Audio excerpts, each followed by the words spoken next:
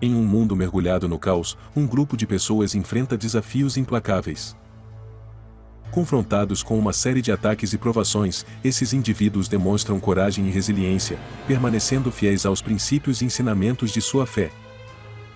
Enquanto são perseguidos por forças malignas e tentados a desistir, esses sobreviventes enfrentam dilemas morais que confrontam seus medos mais profundos. Com cada obstáculo superado, sua união se fortalece e sua confiança em Deus se aprofunda. Nesta épica batalha entre o bem e o mal, esse grupo prova que, mesmo sendo os últimos remanescentes, eles são capazes de enfrentar os desafios e permanecer firmes até o fim, pelo poder de Deus. Prepare-se para uma história de ação, suspense e elementos espirituais. Os últimos de nós.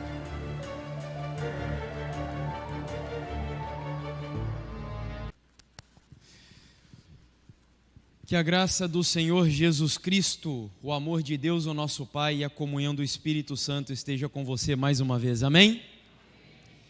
Louvado seja o Senhor por estarmos aqui mais uma noite para estudar a palavra dEle. Espero que seja uma bênção mais uma vez. Muito bom ver a igreja aqui presente. Hoje já é a metade da nossa semana. Nos restam ainda mais 4 encontros. Estamos aí no meio do caminho, na metade da jornada, onde o título da nossa semana de oração se chama Os Últimos de Nós. Eu entrei há pouco aqui agora no canal da igreja e fiquei muito feliz ao ver algumas centenas de pessoas acompanhando a transmissão ao vivo pela internet. Graças a Deus, uma benção. Mas eu também queria, além de saudar os amigos que nos estão acompanhando, dizer para aqueles que têm condições de virem estar aqui. Eu sei que agora fica difícil, mas faça um esforço para estar presente. Quantos estavam presentes ontem à noite aqui, irmãos? Levanta a mão só para a gente saber. Ok. Não foi uma bênção a atmosfera daqui da igreja ontem à noite? É por isso que eu digo que em casa a gente acaba perdendo, porque em casa você se distrai, às vezes com alguma coisa para fazer. Então os que puderem vir para a igreja, venham, porque a atmosfera deste lugar é inigualável. Não por acaso a gente diz que a igreja é a casa do Deus Todo-Poderoso.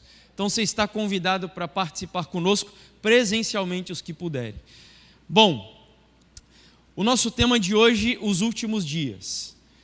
E eu havia dito para que você, já antecipando a sua leitura, estudasse em casa o capítulo 3 do livro de Timóteo, a segunda carta, que seria o nosso tema base.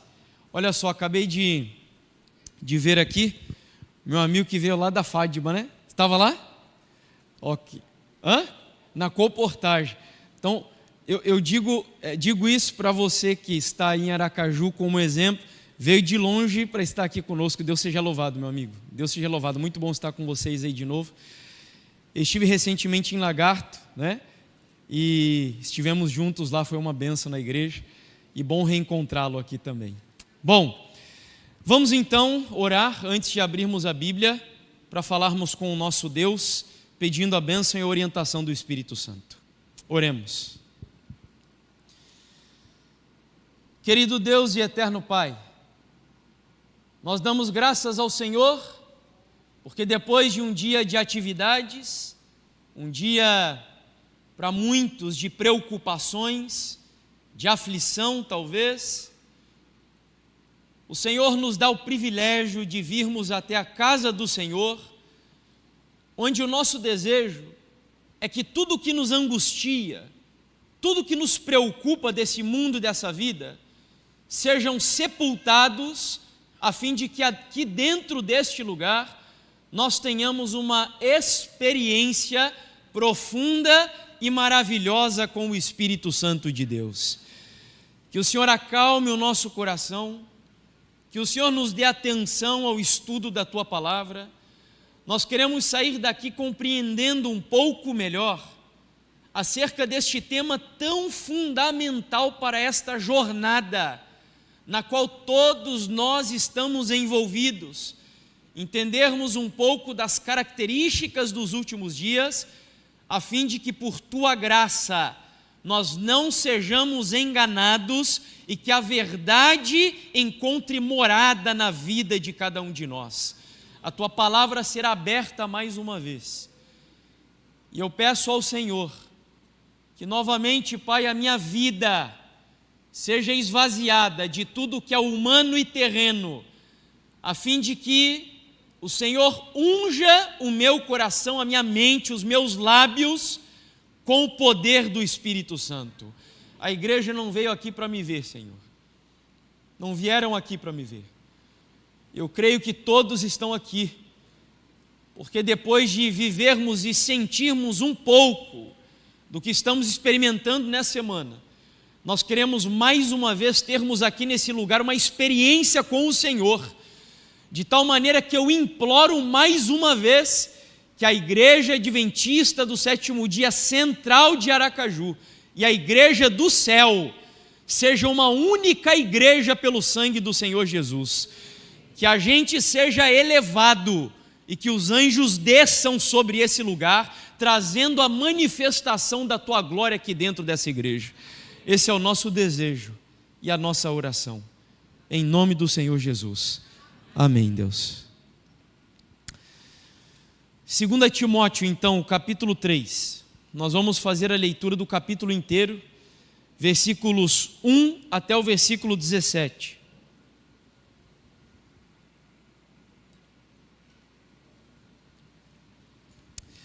Segunda Timóteo, o capítulo 3, versículos 1 até o 17. Diz assim: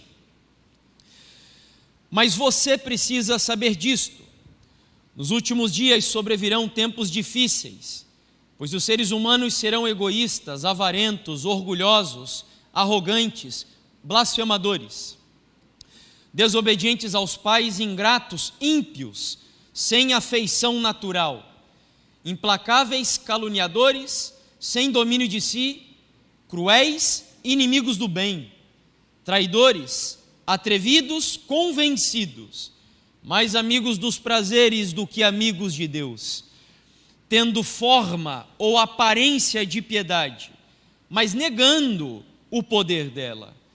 Fique longe também destes. Algumas versões dizem: fuja deles, porque entre estes se encontram os que se infiltram nas casas e conseguem cativar mulheres tolas, sobrecarregadas de pecados, que são levadas por todo tipo de desejos, que estão sempre aprendendo e que nunca conseguem chegar ao conhecimento da verdade. E do mesmo modo que Janes e Jambres resistiram a Moisés, também estes resistem à verdade. São homens que têm a mente totalmente corrompida, reprovados quanto à fé. Mas esses não irão longe, porque a loucura deles ficará evidente a todos, como também aconteceu com a insensatez de Janes e Jambres. Mas você, Timóteo, tem seguido de perto o meu ensino, a minha conduta, o meu propósito, a minha fé, a minha paciência, o meu amor, a minha perseverança, as minhas perseguições e os meus sofrimentos, os quais eu tive de enfrentar em Antioquia, Icônio e Listra. Quantas perseguições sofri, porém o Senhor me livrou de todas elas. Na verdade, todos os que querem viver piedosamente em Cristo Jesus serão perseguidos, mas os perversos e impostores irão de mal a pior, enganando e sendo enganados. Quanto a você, permaneça naquilo que você aprendeu e em que acredita firmemente, sabendo de quem você o aprendeu, e que desde a infância você conhece as sagradas letras, que podem torná-lo sábio para a salvação pela fé em Cristo Jesus. Toda a Escritura é inspirada por Deus e útil para o ensino, para a repreensão, para a correção, para a educação na justiça, a fim, com o objetivo de que o servo de Deus seja perfeito e perfeitamente habilitado para toda boa obra. Quando Paulo escreveu a segunda carta a Timóteo, ele estava nos últimos dias da sua vida, preso pela segunda vez em Roma, em uma masmorra fria, escura, insalubre, com a sentença de morte sobre si. A carta, de acordo com os estudiosos, foi escrita por volta do ano 67 depois de Cristo. A igreja, nesse momento, estava passando por uma situação de crise, perseguição, como até então ainda não houvera acontecido com a igreja. O Império Romano, sob a liderança de Nero, um homem cruel, sanguinário, um megalomaníaco, liderado por ele, dizem alguns historiadores que ele teve a ideia de incendiar a cidade de Roma para construir, ou reconstruir, melhor dizendo, uma nova cidade, uma Roma mais bela, mais pujante. A intenção dele era deixar o seu nome gravado na história do mundo. E dizem então os estudiosos que enquanto a cidade era lambida pelas chamas de fogo, Nero, do alto da torre de Mecenas, tangendo a sua harpa, vestido de ator, assistia ao espetáculo das chamas. A cidade foi completamente consumida por cerca de 7 dias de incêndio. Quando então alguns senadores começaram a investigar a causa do incêndio da cidade, alguns deles começaram a desconfiar do próprio Nero. E de fato, há historiadores que dizem, Ellen White confirma, que Nero foi o culpado do incêndio de Roma. Foi então que Nero descobriu que dos 14 bairros que pertenciam à cidade de Roma, 4 deles, que eram densamente povoados por judeus e cristãos, não foram atingidos pelas chamas de fogo. Isso deu a Nero um álibi, uma justificativa, para que ele colocasse a culpa do incêndio de Roma sobre os cristãos e a igreja de Deus. E a partir disso, iniciou-se uma perseguição cruel e sangrenta contra os cristãos da igreja primitiva. Dizem alguns relatos que faltou madeira, tamanha a quantidade de cruzes que eram erguidas todos os dias para crucificar aqueles que criam no Senhor Jesus. Não satisfeitos, em alguns deles, eles passavam piche, a fim de atearem fogo sobre os filhos de Deus e iluminarem as ruas da Ápia, que era a rua mais famosa do Império Romano. Enquanto a cidade estava sob a penumbra do anoitecer, eram os filhos de Deus que, queimados pelas chamas de fogo, iluminavam as ruas da cidade. Além disso, eles também lançavam alguns nazarenas, e sobre os filhos de Deus eram colocados peles de animais, para os lobos comerem, para os leões devorarem, para que a turba ensandecida, assistindo o espetáculo dos filhos de Deus sendo estraçalhado pelas feras, derramando o seu sangue sobre o solo romano, ficassem ali alegres e satisfeitos ao verem os filhos de Deus morrendo e sepultando as suas vidas. Esse era o contexto no qual Paulo foi preso, culpado de ser o líder do incêndio da cidade de Roma. E foi nesse contexto que ele escreveu a carta a Timóteo. E além disso, a igreja ainda passava por um momento difícil. Falsos profetas estavam entrando no meio da igreja para desviar o povo de Deus, para desviar a fé dos novos conversos à mensagem do Evangelho. E nesse contexto agora, Paulo chama Timóteo, escreve uma carta a Timóteo, melhor dizendo, Timóteo, um jovem, possivelmente 17, 18 ou 19 anos de idade, mais ou menos, de acordo com alguns estudiosos, um jovem tímido, um jovem ainda inexperiente de certa forma, mas que era discípulo do apóstolo Paulo e que tinha tanta confiança do apóstolo que estava a ponto de receber o bastão para liderar como ancião, ou bispo, ou presbítero, se preferirem, de uma das igrejas mais importantes do cristianismo naquela época, a igreja de Éfeso. E Timóteo ainda tinha que lidar com enfermidades estomacais, e ele estava a ponto de liderar a igreja. E nesse contexto, Paulo então escreve a carta. E eu queria convidar você a voltar comigo agora para os versículos que nós lemos, e aos poucos nós vamos fazer algumas reflexões, onde a primeira delas, eu quero que você preste atenção, porque Paulo vai começar o capítulo 3 fazendo ou traçando um diagnóstico da condição ética e moral do mundo nos últimos dias, ou no tempo do fim. Então veja aí comigo 2 Timóteo capítulo 3, o versículo 1 diz assim: mas você precisa saber disto, nos últimos dias sobrevirão tempos o que, igreja? Difíceis. Então a primeira coisa que Paulo se preocupa em conscientizar Timóteo é a necessidade de Timóteo entender e compreender que ele vivia nos últimos dias e que os últimos dias seriam caracterizados por tempos difíceis. Curioso, porque em primeiro lugar eu tenho dito por onde passo que igreja, que cristãos que não vivem com a crença triunfante e expectante da segunda vinda do Senhor Jesus, estão vivendo sem esperança aqui nesse mundo. Porque uma igreja que não viva crendo que Jesus em breve virá, é uma igreja sem vida, uma igreja morta. Porque a brevidade da vinda de Jesus é a maior esperança da igreja. Tanto é que Timóteo, vivendo cerca de 2000 anos antes de você, Paulo já estava conscientizando o seu discípulo ao dizer: Timóteo, você precisa entender isso, os últimos dias serão difíceis, tempos difíceis.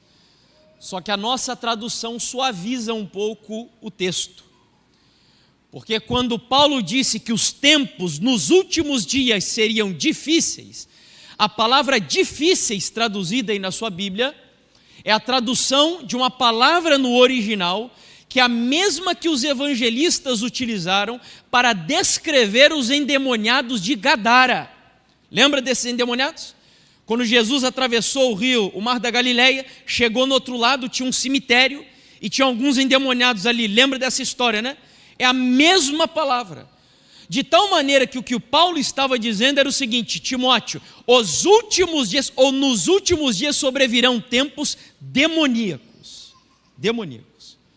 E eu não sei você, mas a impressão que eu tenho quando eu olho ao meu redor é de que o nosso mundo está em uma marcha acelerada, desenfreada, caminhando cada vez mais para se entregarem ao principado dos demônios aqui nessa terra. Parece que os demônios dominaram o nosso mundo. Olha a quantidade de ataques em creches e crianças que nós estamos vendo aumentar cada vez mais aqui nesse país.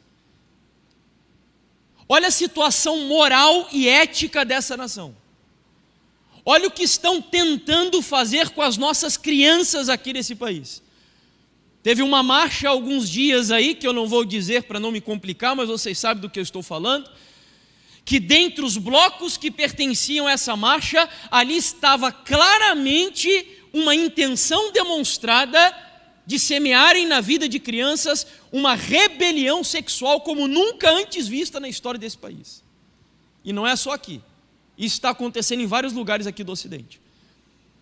Dietrich Bonhoeffer, que é um teólogo luterano, que foi preso na Alemanha por defender as convicções da sua fé, foi preso pelo regime nazista, disse o seguinte: se você quer conhecer o nível de moralidade na sua nação, veja o que ela está produzindo para as suas crianças. E quando eu olho para o Brasil, eu tenho a impressão que esse país está entregue aos demônios. E a palavra que Paulo utiliza aqui poderia ainda ser traduzida da seguinte maneira: Timóteo, você precisa saber disso. Nos últimos dias sobrevirão tempos furiosos, selvagens, violentos ou demoníacos. É difícil, irmãos, difícil. Ellen White chega a dizer que o grande tempo de angústia que está diante de nós, nem a mente mais fértil é capaz de imaginar o que nos reserva nos últimos dias. Porque a Bíblia vai dizer que será um tempo de angústia tal qual, você lembra, nunca houve, desde que houve nação. Eu só clamo pela misericórdia de Deus. E quando eu vejo o apóstolo Paulo falando e expressando o assunto dessa maneira, eu acredito que foi proposital. Porque na primeira carta, precisa projetar aqui para frente para o pessoal acompanhar, primeira carta de Timóteo, capítulo 4, versículo 1, eu vou lendo aqui até que a projeção seja feita, o texto diz assim: ora, 1 Timóteo 4, 1, o Espírito expressa, ou melhor, afirma expressamente, ou seja, de forma clara, categórica, que nos últimos tempos, de novo, é o título da nossa mensagem de hoje, os últimos dias, os últimos tempos, alguns apostatarão da fé, por obedecerem a espíritos enganadores e a ensinos de quê? Demônios. Então não foi por acaso que Paulo escolheu a palavra demônios ali. Paulo quis dizer que haverá nos últimos tempos uma apostasia tão grande na igreja, que é uma apostasia demoníaca. E eu não tenho outra palavra para descrever para vocês o que nós vemos acontecer aqui nesse país hoje. Porque o que estão tentando fazer é trazer sodomia para dentro da igreja. É tentando semear na igreja pecados que a Bíblia considera como abominação no meio do povo do Senhor. E diferente do que muitos pensam, inclusive, de que a marca, a característica da igreja no tempo do fim seria uma igreja vigorosa, triunfante, uma igreja vitoriosa, e esse tempo vai chegar, mas antes disso acontecer, a Bíblia diz que a grande marca da igreja no tempo do fim era a passagem por uma profunda apostasia.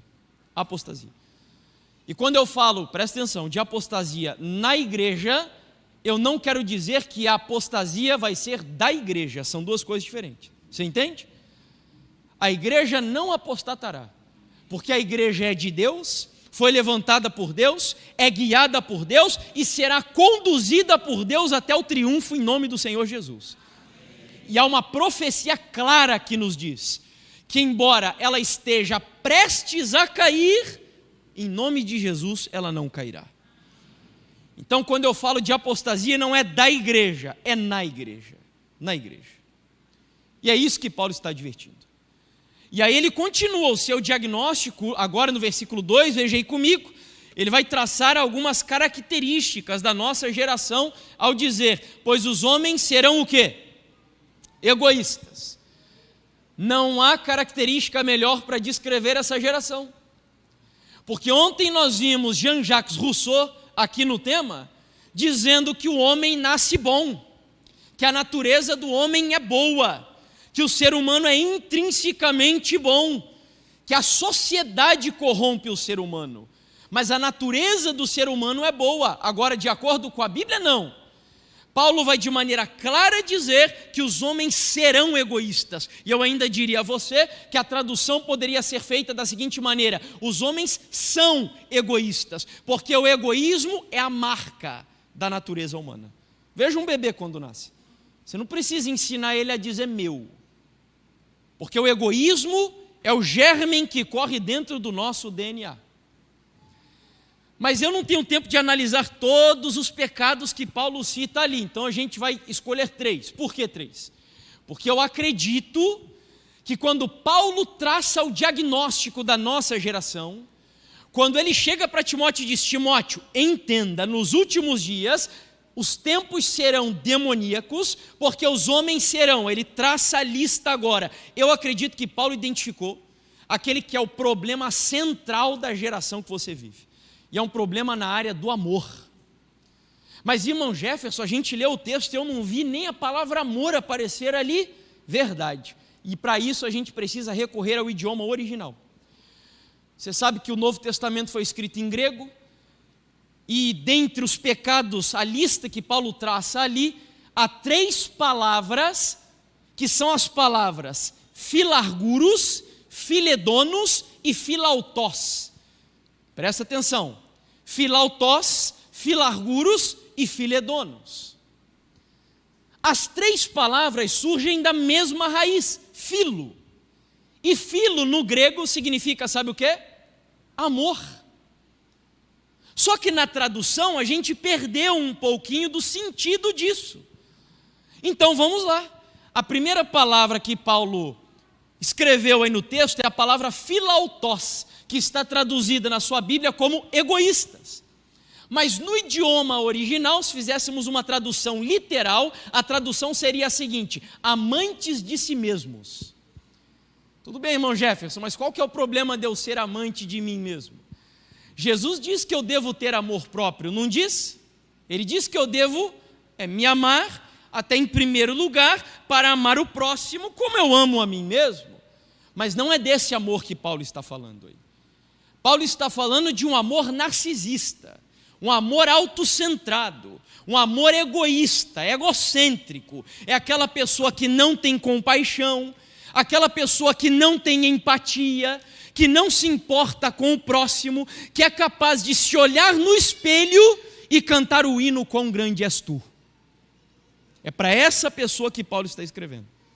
Amantes de si mesmos. Há um comentarista bíblico que, falando sobre esse texto, eu acho fenomenal esse parágrafo aqui, é digno de ser gravado e registrado num lugar especial nas nossas casas. No universo há Deus, pessoas e coisas. Nós devemos adorar a Deus, amar as pessoas e usar as coisas. Mas, se começamos adorando a nós mesmos, acabaremos ignorando Deus, amando as coisas e usando as pessoas. Não merece um uau, né? Fenomenal esse texto. Essa é a sua geração. Amantes de si mesmos. Então, philautos, amantes de si mesmos. Philarguros foi traduzida na sua Bíblia como avarentos. Avarentos. Mas no idioma original, numa tradução literal, poderíamos dizer amantes da prata, amantes do dinheiro. É o povo que cultua Mamon, é o povo que ama o dinheiro, faz tudo por dinheiro, estuda por dinheiro, faz faculdade por dinheiro, trabalha por dinheiro, tudo visando o dinheiro. O dinheiro é o Deus da vida dessas pessoas. É o mundo capitalista opressor que você vive. E não pense você que nessa luta entre comunismo e capitalismo, que o capitalismo hoje praticado no mundo é um capitalismo ético, não. Não sei se você sabia, mas um dos grandes expoentes da visão capitalista, sabe quem foram? Protestantes, um deles Calvino. Só que o capitalismo, quando surgiu, ele tinha uma ética, que era uma ética protestante.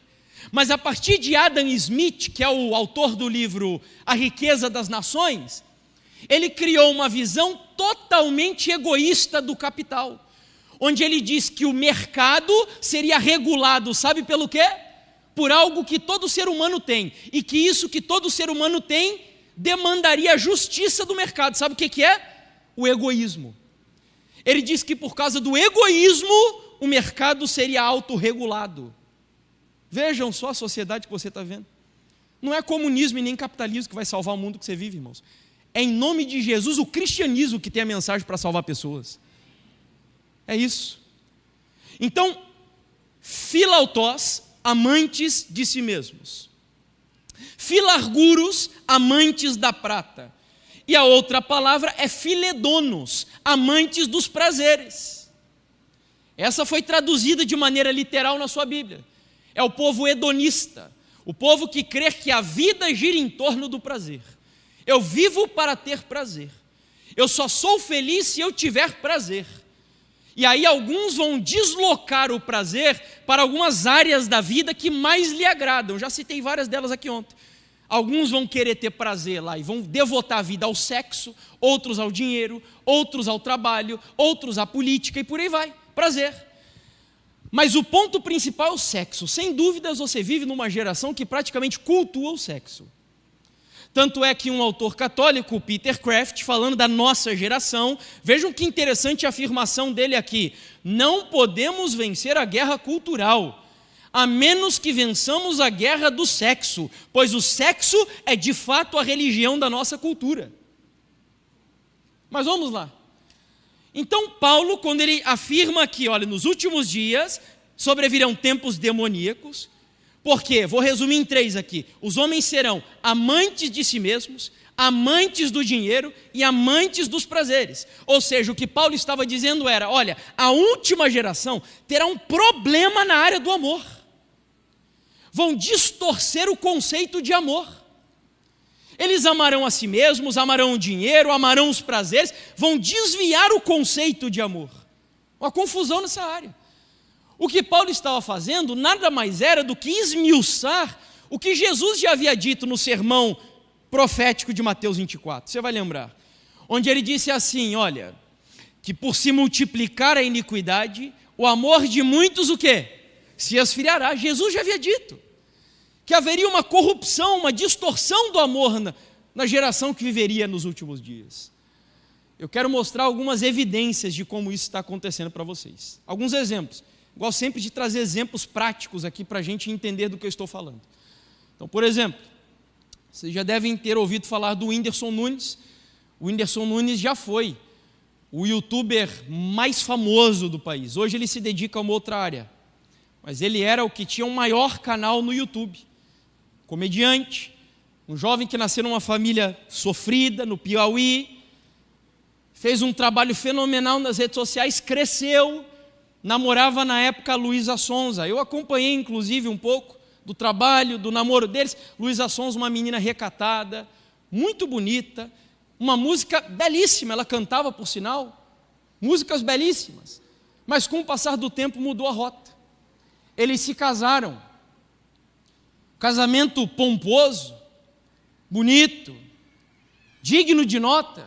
Não ficaram 2 anos casados, infelizmente. A justificativa que ambos deram nas redes sociais, abro aspas, as palavras deles aqui para vocês: estamos nos separando para a maioria das pessoas, mas a verdade é que só estamos terminando uma fase, acabando sim um casamento, mas jamais o amor, carinho e respeito um pelo outro.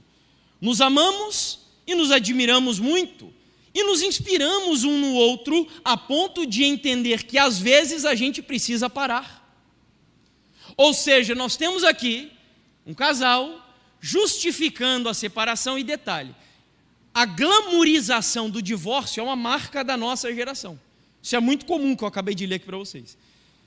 Os atores globais, os influenciadores digitais, sempre que se separam, vêm nas redes sociais glamorizando o divórcio. E a justificativa que temos aqui é: estamos nos separando por amor. Como se o amor fosse um caminho a ser seguido que justificasse a separação. Um outro exemplo aqui que eu trago a vocês, e a Anitta ainda consegue me escandalizar às vezes. Ela ainda consegue. E aqui foi um dos escândalos para mim. A Anitta é uma defensora do relacionamento aberto. Não sei quantos sabem o que é isso. Relacionamento aberto é outra ideia que é hoje divulgada, onde dizem eles que não há nenhum problema se você é casado, e entre os cônjuges há uma combinação para você viver um relacionamento com outras pessoas, mesmo sendo casado. Ou seja, a Bíblia chama isso de quê? Do que a Bíblia chama isso? Relação fora do casamento. Como que é o nome? Adultério. Mas eles chamam de relacionamento aberto. Isso é muito comum hoje entre famosos aí da nossa geração. Will Smith, Léo Lins, há muitos aí que seguem relacionamento aberto. E a Anitta é uma dessas. E aí, quando foi entrevistada sobre o seu ponto de vista desse tipo de relacionamento, ela disse o seguinte: lealdade não tem nada a ver com traição. Lealdade tem a ver com consideração, com empatia. Com você fazer a pessoa se sentir bem, com você respeitar aquela pessoa e não ser abusivo. Se a pessoa fizer com que eu me sinta assim, eu não estou nem aí se ela transou com outra. Nem me conta. Faz o que quiser e volta. Se eu continuar me sentindo amada, desejada, especial, não estou nem aí para o que a pessoa faz quando eu não estou presente. Você percebe, amigos? Parece que as pessoas estão enlouquecidas. O amor não significa absolutamente nada mais para as pessoas da sua geração. Foi esvaziado de significado. E é por isso que não é exagero quando Paulo diz que nos últimos dias sobrevirão tempos o quê? Demoníacos. Porque não há valor, não há ética, não há moral, não há princípios, não há nada. É a geração do Zygmunt Bauman, como dissemos aqui domingo à noite, a geração líquida, onde não há solidez para nada. E o amor é uma dessas coisas que está sendo diluído por ressignificações que na verdade não significa coisa nenhuma. Só que agora se segura aí na cadeira da igreja, no banco da igreja. Porque você vai se assombrar talvez com o que eu vou dizer. Tudo isso que eu disse só até agora, Paulo não está dirigindo ao mundo lá fora. O diagnóstico que Paulo faz, dizendo que nos últimos dias sobrevirão tempos demoníacos, porque os homens serão amantes de si mesmos, amantes do dinheiro, amantes dos prazeres, Paulo está falando, sabe de quem? Da igreja. Irmão Jefferson, como assim? De onde você tira essa ideia? Vá comigo ao versículo 5 de 2 Timóteo, capítulo 3, versículo 5, vejam o que Paulo vai dizer aí. Tendo forma de piedade, mas negando o poder dela, fique longe também deles, ou como dizem algumas versões, aí é para a gente fazer o quê? Fuja deles, diz Paulo. Forma de piedade.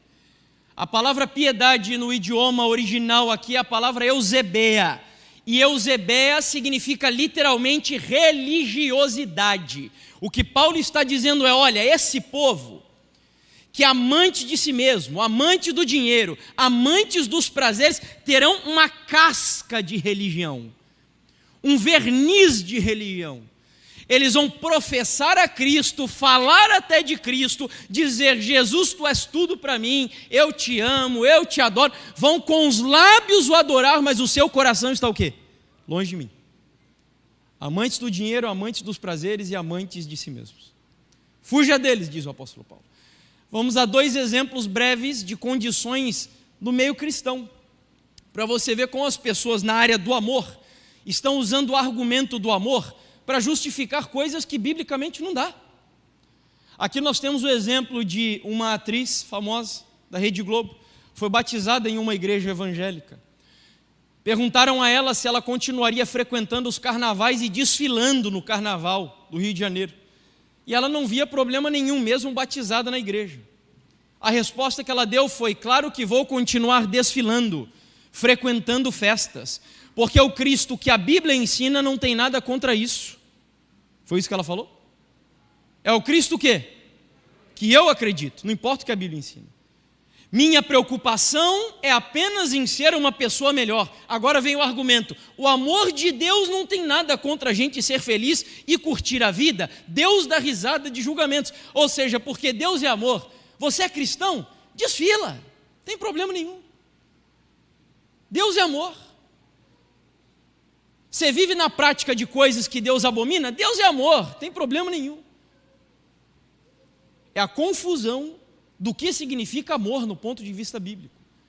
Outro exemplo, aqui está, falei para vocês que eu falaria sobre esse povo hoje. É um povo que se autodenomina adventista subversivo. Tem defendido coisas, bandeiras que são contrárias à palavra de Deus. E aqui, se não me engano, em 2020 ou 2021, eles publicaram uma nota na sua página, parabenizando uma ex-cantora da nossa igreja, porque resolveu nas redes sociais assumir uma opção sexual, com a qual nós não concordamos por entender que a Bíblia não aprova essa opção. Amigos, abrindo parênteses aqui, eu não tenho nada a ver com a vida de cada pessoa. As pessoas são livres para escolher o que quiserem, fazer o que quiserem. Inclusive eu poderia até desejar que essas pessoas fossem felizes, embora eu não creia que há felicidade fora dos propósitos de Deus. Então o ponto aqui não é entrar nas particularidades das pessoas. A questão é que é analisar o que está sendo dito por pessoas que professam a fé em Cristo e na palavra de Deus. Então vejam aqui pessoas que se dizem adventistas e a gente grande aqui por trás. Quero deixar aqui toda a minha admiração e carinho para a cantora X e para a sua companheira Y. Parabéns pela coragem de se posicionarem e de viverem o mais sincero e puro amor em meio a este mundo de ódio, fanatismo e preconceito. Deus seja louvado pela vida de vocês. Amor. Amor. Tudo por amor. Alguns, inclusive, hoje, mal entendendo o que era o amor de Jonatas e Davi, um amor abnegado, um amor altruísta, um amor bíblico cristão, estão dizendo que o amor de Jonatas e Davi era um amor homossexual e que eles se amavam e eles tinham um relacionamento homossexual. Essa é a sua geração, que não entende o conceito bíblico de amor. Tem dificuldades de compreender o que significa amor e o que significa amar. Mas vamos seguir aqui, então Paulo traçou o diagnóstico.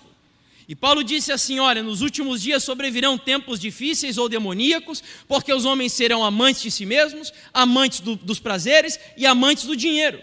Terão uma casca de religiosidade, fuja deles. Aí agora Paulo vai fazer uma advertência, cuidado com os falsos profetas, porque eles querem semear essas ideias no meio da igreja. Onde está isso, irmão Jefferson? Vá comigo, versículos 6 e 7, de 2 Timóteo capítulo 3.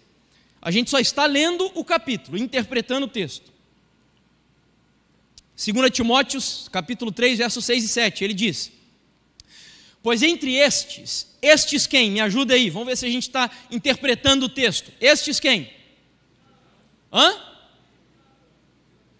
Os amantes de si mesmos, os amantes do dinheiro e os amantes dos prazeres, que têm uma aparência de religiosidade, dos quais a gente deve fazer o quê? Fugir. Grava bem, eu esqueci de dizer. Essa pregação hoje, você vai poder resumi-la em 3 verbos. O primeiro verbo é, o que a gente tem que fazer dos falsos profetas? Deve fazer o quê? Fugir. Grava. Mas vamos continuar, vamos ver a característica desse povo. Pois entre estes se encontram os que se infiltram nas casas e conseguem cativar mulheres tolas, sobrecarregadas de pecados, que são levadas por todo tipo de desejos e que estão sempre aprendendo e nunca conseguem chegar ao conhecimento da verdade. Irmão, essa fala é machista. Pode parar aí. Machista. Que a Bíblia é um livro machista, dizem alguns. Não, amigos, a Bíblia não é um livro machista. A Bíblia foi escrita em uma cultura machista. Mas a Bíblia é um dos livros mais antigos há em gerações, cujas mulheres eram marginalizadas a valorizar a mulher. E eu tenho provas do que eu estou falando. Por exemplo, uma só para você saber. Na geração de Jesus, onde as mulheres eram tidas de maneira marginal, qual foi o primeiro grupo que viu a tumba vazia e foi dizer a um bando de homens covardes que Jesus havia ressuscitado? Qual foi o grupo? Mulheres. Mulheres. E temos outros exemplos aqui que poderíamos dar também. Então a Bíblia não é um livro machista. Foi escrita em uma cultura machista. Cultura esta, da época de Paulo, cujas mulheres eram proibidas de estudar, inclusive teologia. Não tinham capacidade de defender a sua própria fé. O homem também trabalhava fora de casa, na maioria das vezes a mulher ficava por ali mesmo. Quando esses homens saíam, estes falsos profetas se aproveitavam dessas mulheres, que tinham 2 características: inexperiência intelectual e também imoralidade. Porque a Bíblia vai dizer ali no texto que elas eram levadas de um lado para o outro por toda sorte de quê?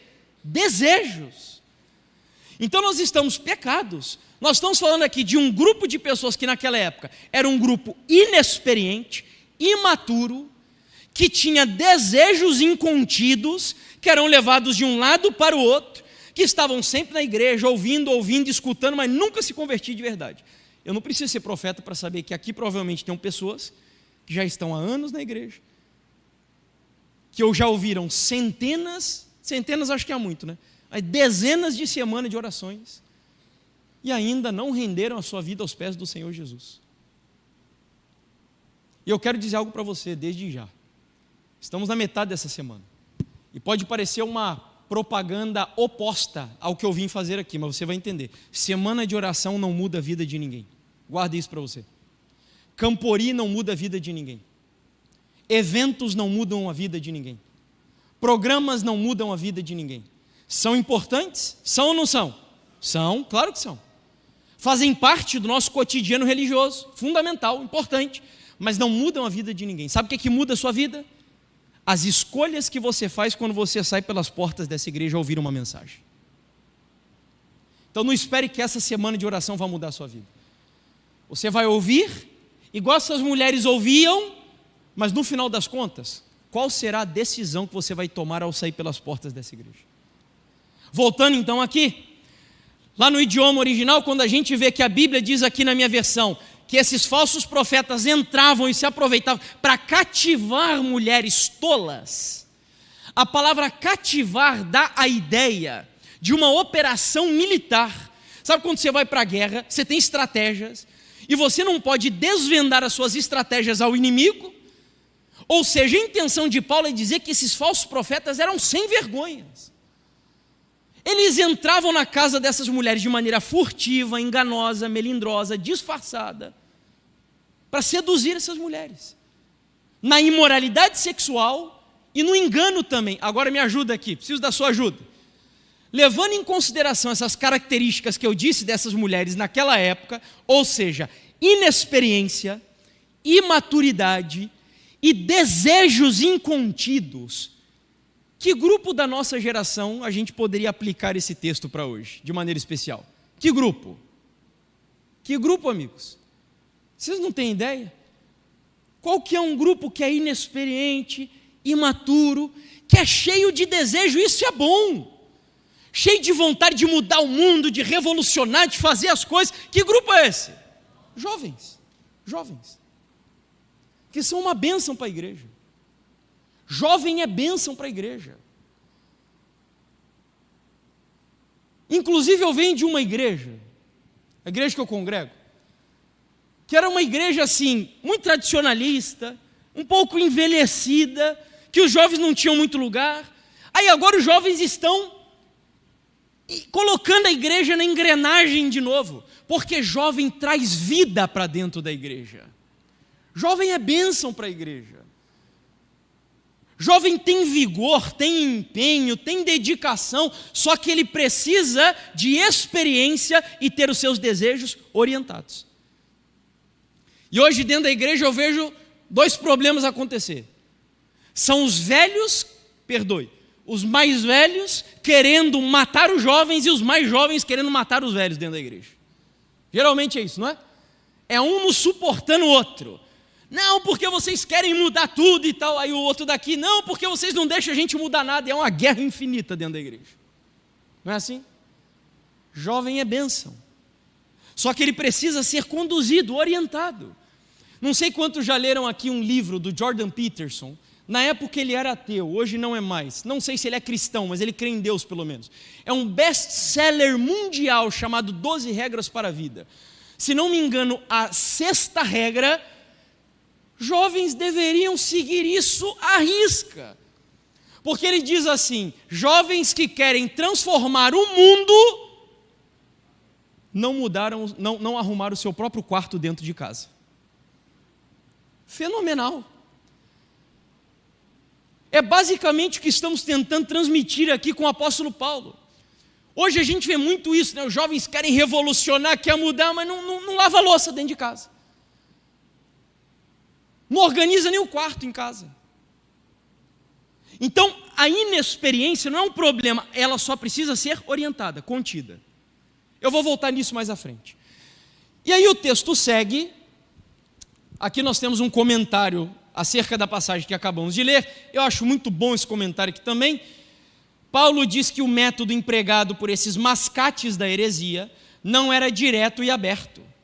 Era furtivo, secreto, manhoso. Eles agiam como ladrões, como disse há pouco. Não entravam pela porta da frente, escolhiam uma hora em que os homens não estavam em casa para seduzir as mulheres com mensagens falsas. É o que os falsos profetas estão fazendo hoje com a juventude da igreja. Querendo desviar os jovens, semeando coisa errada na cabeça dos jovens.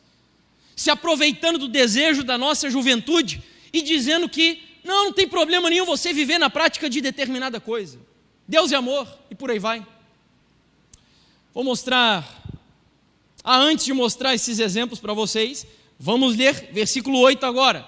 Paulo vai mais além e vai dar mais uma característica desses falsos profetas ao dizer, verso 8: e do mesmo modo que Janes e Jambres resistiram a Moisés, também estes resistem à verdade. São homens que têm a mente totalmente corrompida, reprovados quanto à fé. Alguém aqui sabe quem eram Janes e Jambres? Tem alguma ideia? Quem? Quais sacerdotes? Mas de que época? Do Egito. Quem aqui está, né? Do Egito. Lembra daqueles magos que imitavam os milagres de Moisés no Egito? Na tradição judaica, acredita-se que Janes e Jambres eram aqueles magos que faziam o quê? Enquanto Moisés operava os milagres pelo poder da palavra de quem? De Deus, estes falsos profetas distorciam a palavra para enganar o povo. Então a ideia de Paulo aqui é dizer, ao citar essa expressão, ao citar esses personagens, uma das características dos falsos profetas é a distorção da palavra de Deus. E não só distorção, mas a tentativa de invalidar a palavra de Deus. Porque a Bíblia vai dizer aqui que eles resistiam à verdade. Você vai lembrar, João 17:17. Pai, santifica-os na verdade, porque a tua palavra é verdade. Então, quando Paulo diz que esses que são amantes de si mesmos, amantes do dinheiro, amantes dos prazeres, que têm uma casca de religiosidade, de quem a gente deve fugir, que entram de maneira sorrateira para enganar, seduzir, desviar, estes aí resistem à autoridade da Bíblia com a palavra de Deus. E se prepara, porque eles são habilidosos. Eles usam argumentos assim que parecem sofisticados, bonitos. Eu vi um deles esses dias aí numa entrevista, fazendo a seguinte afirmação: olha, eu me encanto, porque eu vejo que a Bíblia não é a palavra de Deus, mas é a palavra de homens que andaram com Deus. É a mesma coisa? Não, não é a mesma coisa. Parece. Alguns deles vão usar o seguinte argumento: nós temos que ler a Bíblia sob a perspectiva de Jesus como chave hermenêutica, dizem eles. São os argumentos sofisticados. Avancemos aos exemplos aqui, passando rápido. Este é um pastor conhecido, não tenho nada contra. Tem até algumas mensagens boas. Mas essa declaração aqui é uma declaração subversiva, perigosa, no mínimo. Para não dizer demoníaca, como diz o apóstolo Paulo. E há alguns anos, num sermão pregado em 2020, eu estou citando o exemplo desse pastor porque muitos do nosso meio divulgam essas ideias, e inclusive divulgam o trabalho dele, e justamente com essas ideias. E ele disse assim: a ética bíblica reflete uma estrutura da sociedade daquele tempo, daquela época, ou daquele mundo. E não dá para a gente pegar um texto que foi escrito 4.000 anos antes, 3.000 anos, 2.000 anos, e trazer para hoje, aplicando literalmente o que esse texto está dizendo, sem perceber que nas suas linhas a Bíblia é insuficiente. Mas nas suas entrelinhas, agora vem o verniz aqui, irmãos, na revelação que traz a respeito de Cristo ressurreto, a Bíblia explode promovendo uma grande revolução, uma grande transformação no mundo. Então a gente precisa atualizar a Bíblia. Será? Não é possível tratar a Bíblia como um livro que revela verdades absolutas, porque nós não somos seguidores de um livro, nós somos seguidores de Jesus, amém? Que bom que você está atento. Porque isso daqui é uma falsa dicotomia. Hoje isso é muito usado, esse argumento, por esses meios aí que tentam desviar a fé dos nossos jovens. Nós não somos seguidores de um livro, nós somos seguidores de Jesus. Pergunto, Jesus tem algum livro que ele deixou escrito? Mas Jesus escreveu algum livro com a própria mão dele? Tem algum livro escrito por Jesus? Nós só conhecemos Jesus através de qual livro? Quando dizem, não somos seguidores de um livro, somos seguidores de Jesus, é uma falsa dicotomia. É impossível você seguir Jesus sem seguir a palavra do Senhor Jesus. Impossível. Então é assim, é um verniz. Aqui nós temos um último exemplo. Esse daqui foi um dos que mais me assustou. Quando esse povo dessa página começou a divulgar algumas ideias ali, eu fui direto e perguntei a eles, me digam o seguinte: vocês acreditam na primeira crença fundamental da igreja adventista do sétimo dia, exatamente como a igreja ensina? Vamos ver se o povo aqui conhece as crenças fundamentais da igreja. Primeiro, quantas doutrinas a igreja adventista tem? Quantas doutrinas? Ouvi alguns falarem 6 e outras 28. São 6 ou 28? São 6 doutrinas. E quantas crenças fundamentais? 28. Qual é a primeira crença fundamental da igreja adventista do sétimo dia? Sabem qual é? A Bíblia como palavra de Deus e a nossa única regra de fé e prática. Perguntei a eles se eles creem como nós nessa crença. Eles me responderam. E aqui não foi qualquer um que respondeu. A palavra de Deus está na Bíblia, mas nem tudo o que está na Bíblia é palavra de Deus. O filtro, misericórdia, o filtro ou parâmetro que define o que é palavra e o que é escritura é Jesus Cristo. Por isso eu o chamo de chave hermenêutica. O Evangelho são as lentes sob as quais a Bíblia deve ser lida. É dessa forma que entendemos o que é humano e o que é divino nas Escrituras. Fuja deles, diz Paulo. Amantes de si mesmos, amantes do dinheiro, amantes dos prazeres. Aparência de religiosidade, mas que trabalham de maneira sorrateira para desviar a fé dos filhos de Deus, de maneira especial dos jovens. Só que agora vem a parte boa e é a conclusiva dessa mensagem. Você não precisa se desesperar, porque as coisas ainda continuam debaixo do controle do nosso Deus. E a parte boa começa aqui, no versículo 9. Veja aí, Paulo vai dizer assim: mas esses não irão longe. Posso ouvir um amém de novo? Não irão longe, porque a loucura deles ficará evidente a todos, como também aconteceu com a insensatez de Janes e Jambres. O que Paulo está querendo dizer aqui é o seguinte: igreja, não se preocupa não, porque o que esse povo está defendendo é tão insano, é tão louco, que ficará claro para as pessoas. Meus amigos, deixa eu dizer algo para todos vocês que estão aqui, para mim também. Deus te ama tanto que você só se perderá se você quiser se perder. Deus vai fazer de tudo para salvar você em nome de Jesus. Ainda que a mentira seja parecida com a verdade sempre se imporá sobre a mentira, porque ela é absoluta e Deus fará de tudo para salvar você. Se Ele precisar fazer 1000 semanas de oração para você se arrepender dos seus pecados, Ele vai fazer. Se Ele precisar permitir que você fique doente para você aprender e você se derramar aos pés dEle, Ele vai permitir. Porque Deus te ama, Deus quer você salvo. E se você está aqui nessa noite, e essa palavra vai para você, entenda que você não está aqui porque alguém te convidou. Tem uma oração que eu faço todos os dias, de uma semana de oração, sempre que eu prego, independente de onde eu vou. Eu peço a Deus, Deus envia os anjos, antes que eu chegue na igreja, para a casa de todas as pessoas que precisam estar lá de maneira especial. E além dos anjos, para carregar essas pessoas para a igreja, envia o Espírito Santo para convencê-las de que o lugar mais importante nessa noite para ele estar é na igreja. Então, se você está aqui, você não está porque alguém te convidou e nem porque você quis, simplesmente. Mas porque o Espírito de Deus atendeu a minha oração e trouxe você para esse lugar.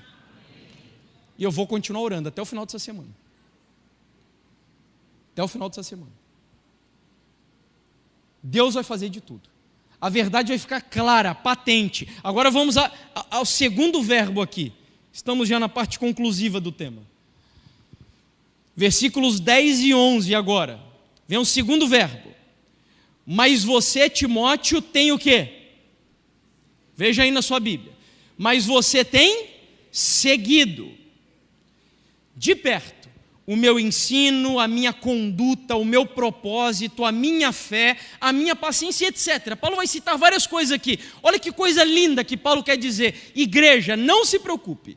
Se na igreja tem falso profeta, na igreja também tem homens e mulheres de Deus que são dignos de ser o quê? Seguidos. Siga esses homens. Vocês aqui têm um homem de Deus, um pastor que eu sei. Que eu já vi. Sabe como que eu faço o diagnóstico para saber se o pastor é um homem de Deus numa igreja? Não é nem conversando com o pastor, mas é ouvindo o testemunho de membros da igreja. E eu já ouvi alguns aqui falarem acerca do bom testemunho da família pastoral, não só do pastor, da família pastoral. Vocês têm um homem de Deus aqui nessa igreja. Paulo diz: siga. Vocês têm anciãos que são homens de Deus aqui nessa igreja. Eu conheço por nome mais perto um deles. E não estou falando porque está aqui, meu amigo Rosildo. Homem de Deus, com a família que tem pastoreado nos caminhos do Senhor. Siga, é o que diz a Bíblia, siga. Há homens e mulheres de Deus dignos de ser seguidos. Agora não é para seguir a figura, a personalidade. Paulo diz primeiro, siga o quê? O meu ensino. É o que eu creio, é o que eu prego. Só que não adianta seguir apenas o que a pessoa prega e diz. Você deve também seguir o que ela vive. E é por isso que ele vai continuar dizendo: siga o meu ensino e a minha conduta. Crente que diz aquilo que não vive, não é cristão de verdade. Não é cristão de verdade. Siga o meu ensino, a minha conduta, o meu propósito. Olha só a pergunta que foi feita aqui no sábado à tarde, irmãos. Sabe o que acontece hoje com a maioria dos cristãos? Nós temos hoje muitos cristãos vivendo nesse mundo que não tem propósito nenhum na vida. Vivem de acordo com a filosofia do Zeca Pagodinho. Sabe qual que é a filosofia do Zeca Pagodinho? Deixa a vida me levar, a vida leva eu. Muitos cristãos vivem com essa filosofia. Vão deixando a vida. Estude, você que é jovem, estude. Trace objetivos, alvos, se desenvolva. Tem jovem hoje querendo namorar, tem jovem hoje pensando em casar, que nas redes sociais escreve osso com C cedilha, misericórdia. Propósito, objetivos, alvos a serem alcançados, espirituais, intelectuais, físicos também. Faça atividade física, se desenvolva, para você se tornar um homem de Deus. E preste atenção no que eu vou dizer para você. Há homens e mulheres dignos de serem seguidos, e os jovens precisam entender também um detalhe aqui nessa noite, porque hoje você vive no meio de uma geração que tudo é feito para o jovem, e na igreja também tem isso, né? Nós temos sala jovem, escola sabatina jovem, música para o jovem, culto jovem, e não tem problema nenhum, precisa ter. Mas a minha pergunta é: até quando jovens ficarão andando só com jovens? Não é isso que a Bíblia ensina. Jovem tem que andar com pessoa madura também para amadurecer na vida. Quando eu olho para a Bíblia, eu vejo Tito e Timóteo andando com Paulo, eu vejo Eliseu andando com Elias, eu vejo também Josué andando com Moisés, fazendo discipulado, porque jovem precisa andar com pessoa madura para amadurecer na vida. Até quando na igreja a gente vai ficar contando com um ancião de cabeça branca? Jovem é digno do ancianato. Timóteo era um jovem. E Paulo estava passando para ele o bastão da igreja de Éfeso, irmãos. Ele ia virar pastor da igreja de Éfeso. A igreja precisa de jovens que sejam anciãos, jovens que sejam diáconos, jovens que sejam diretores, jovens que sejam homens e mulheres de Deus em nome do Senhor Jesus. Eu louvo a Deus. Ontem foi uma das coisas mais lindas. É por isso que a gente não planeja algumas coisas. Aquele apelo aqui ontem, vendo um monte de jovens vir aqui à frente. Meus irmãos, se eu pudesse... Tem momentos das pregações que eu faço que me dá vontade de apertar um botão de pause. Eu queria parar a vida ali, para acordar só quando Jesus voltasse de novo. E ontem foi um desses momentos. Porque você vê jovens aceitando um convite desse, com seus dilemas, as suas lutas, suas dificuldades, mas querendo entregar a vida ao Senhor Jesus. Eu só posso dizer uma coisa: Jesus tem triunfado aqui dentro dessa igreja e na vida desses jovens. Amem esses jovens, trabalhem junto com eles, próximo deles, precisam disso. Paulo estava para morrer dentro de um calabouço, e ele estava preocupado em escrever uma carta para o seu discípulo Timóteo. Uma carta. Olha quanto amor e quanto zelo pelo seu jovem discípulo. Jovens, dos falsos profetas, Paulo diz que é para a gente fazer o quê? Qual que é o verbo? Dos homens e mulheres de Deus é para a gente fazer o quê? Vou perguntar de novo. Dos falsos profetas é para a gente fazer o quê? Fugir. Dos homens e mulheres de Deus é para fazer o quê? Seguir. Terceiro e último verbo. Meu tempo já estourou. Acho que eu não vou ter tempo de contar minha história hoje, irmãos. Brincadeira, vou contar um trechinho. Versículos 14, eu não sou nem doido, senão o pessoal vai me pegar na pancada ali na saída. Versículos 14 e 15. Aqui a gente vai passar rápido. Quanto a você, Timóteo, qual que é o verbo que aparece ali agora? Permaneça naquilo que aprendeu e em que acredita firmemente, sabendo de quem você aprendeu e de que desde a infância você conhece as sagradas letras. Olha que interessante. Primeiro, vamos voltar aos verbos. Dos falsos profetas é para a gente fazer o quê? Fugir. Dos homens e mulheres de Deus, seguir. Das doutrinas bíblicas é para a gente fazer o quê? Permanecer. Pegue esses 3 verbos, é o sermão de hoje. É assim que você deve viver nos últimos dias.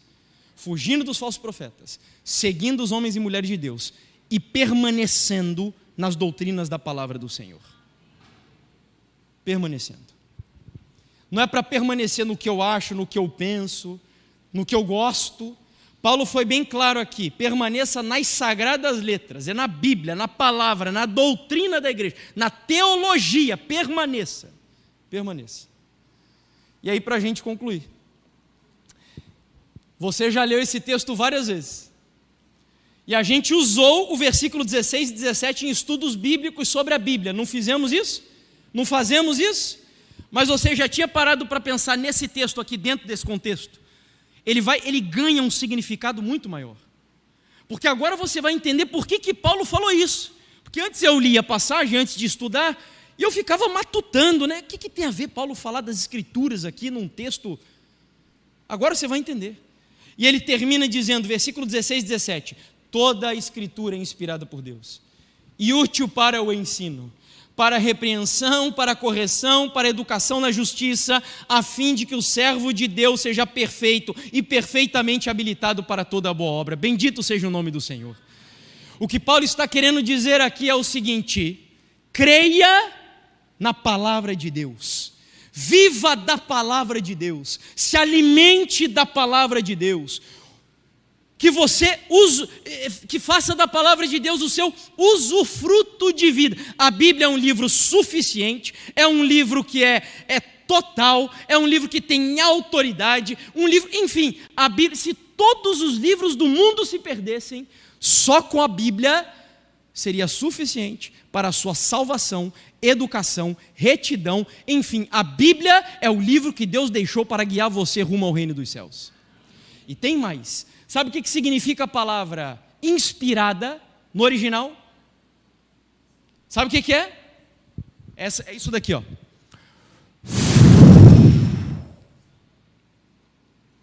O que Paulo quis dizer ali é que a Bíblia é um livro literalmente soprado pelo Espírito Santo de Deus. São as palavras de Deus traduzidas em linguagem humana.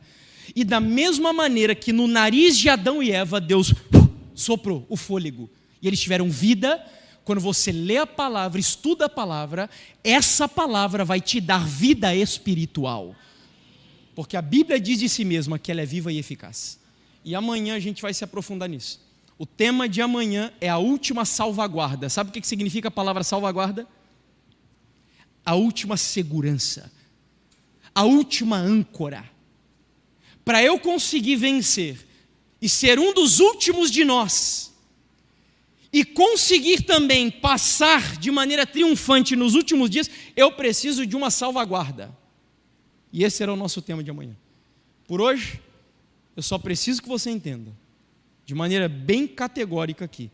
Eu li essa frase certa vez e eu quero reproduzir ela para você.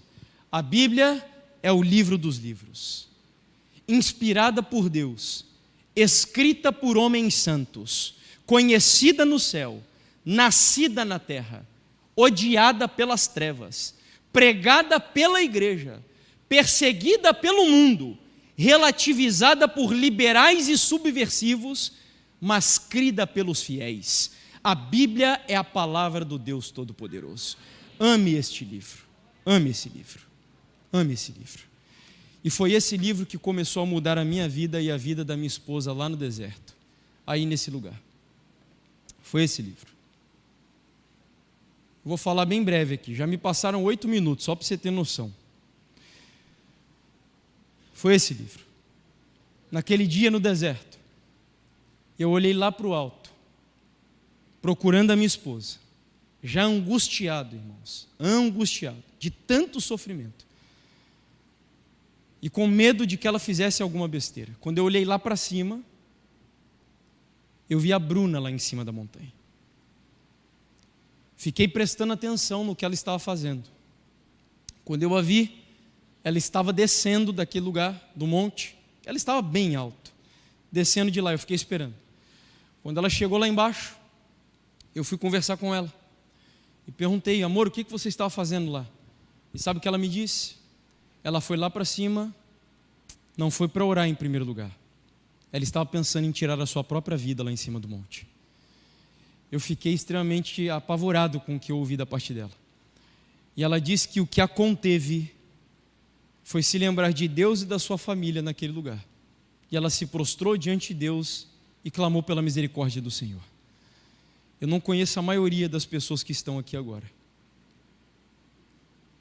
mas eu tenho certeza que eu estou falando para jovens, adolescentes de maneira especial, talvez até adultos, que em algum momento já foram tentados a atentar contra a sua própria vida.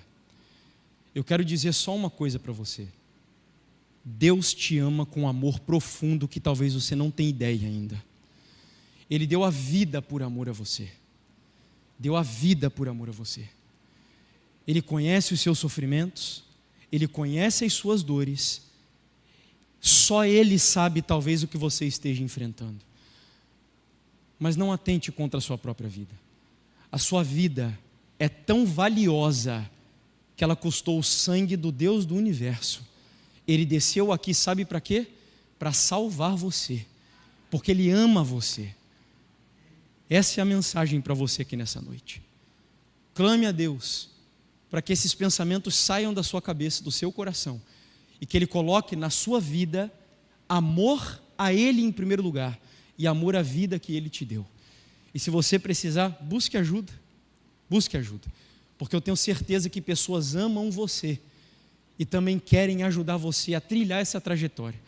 Eu tive uma esposa que pensou em tirar a sua própria vida, desceu de lá do monte, teve um câncer de mama, perdeu os seus 2 seios e enfrentou essa maior luta da vida dela melhor do que eu, porque naquele monte eu creio que a minha esposa nasceu de novo.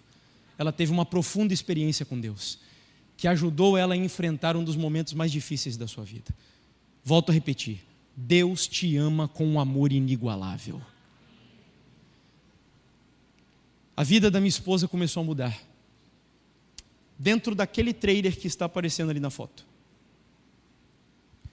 O diretor da escola, eu percebi a vida da Bruna mudando. Eu a vi levantando de madrugada para orar, eu a vi preocupada em preparar estudos bíblicos, e eu nunca tinha visto a Bruna fazendo isso. Me chamou a atenção, dentro daquele trailer ali, ela estava tendo algumas aulas com esse diretor, porque não tinha aula de nutrição. Então esse diretor pegava alguns jovens que estavam lá sem o que fazer e começou a dar algumas aulas para eles. E a Bruna assistiu, e aquelas aulas começou a transformar a vida dela. Me chamou tanto a atenção, porque eu não participava dessas aulas, eu participava das aulas naquele lugar grandão ali, eram outras, que eu decidi, eu vou entrar nesse trailer e eu vou ver o que a minha esposa está estudando. Porque eu pregava todo sábado e toda quarta-feira na igreja, que eu era pastor daquele movimento dissidente, e eu nunca vi minha esposa ser tocada desse jeito. Eu fui num dia, assisti os 10 minutos finais da aula, Sentei na escada do trailer, comecei a escutar o que ele estava ouvindo, 10 minutos, ele estava ensinando sobre o que significa temer a Deus. Mexeu tanto comigo que eu decidi, amanhã eu vou assistir a aula inteira. Ele estava ensinando sobre o que significa glorificar a Deus, dar glórias a Deus. Meus irmãos, eu queria ter a língua dos anjos, como diz Paulo, para traduzir para vocês em palavras o que eu vi e o que eu vivi dentro daquele trailer naquele dia. Não só eu, mas a minha esposa também. E cerca de 25 jovens. Esse trailer estava abarrotado. Quando o diretor terminou a aula naquele dia, o que aconteceu foi tão espetacular que por causa do horário agora eu só vou poder contar amanhã para você, é claro, né? É óbvio que só amanhã. Foi extraordinário o que aconteceu ali. Amanhã eu te espero aqui. Nós vamos ter agora uma mensagem musical. O meu apelo nessa noite para você é o seguinte. A mensagem foi muito clara, muito clara. Se você não fizer da Bíblia o livro mais importante da sua vida, acabou.